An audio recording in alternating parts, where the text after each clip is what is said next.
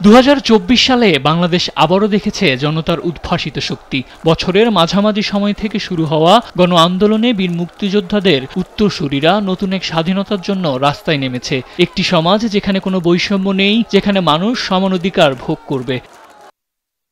সকাল থেকেই বীর সেনানীদের বিজয় শ্রদ্ধা জানাতে সাভার স্মৃতিসৌধে কানায় কানায় পূর্ণ দেশের নানা প্রান্ত থেকে আসা লাখ লাখ মানুষে ফুলের তোড়া নিয়ে তারা স্মরণ করেছেন সেই সব মানুষকে যারা বুকের তাজা রক্ত দিয়ে দেশকে স্বাধীন করেছেন।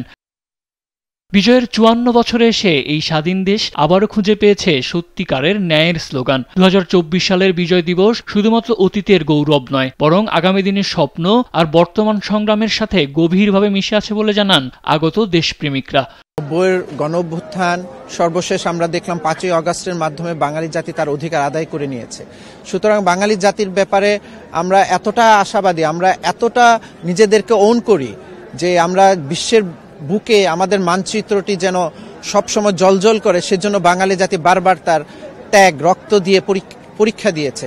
2024-এর ছাত্র জনতার অভ্যুত্থানের মাধ্যমে নতুন এক স্বাধীনতা ছাত্র জনতা সহ পুরো বাংলাদেশ উপভোগ করছে।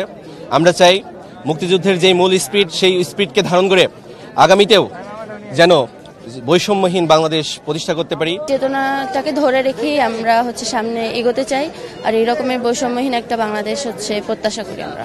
মহান মুক্তিযুদ্ধের আদর্শকে লালন করে একটি সমৃদ্ধ ভবিষ্যৎ গড়ার শপথ নেন আহতরা। বিজয় দিবসের আনন্দ আর স্মৃতিচারণ যেন শুধু একদিনের জন্য না হয়, বরং 2024-এ স্বাধীনতার সত্যিকারের স্বপ্ন পূরণে ঐক্যবদ্ধ হতে হবে পুরো জাতিকে।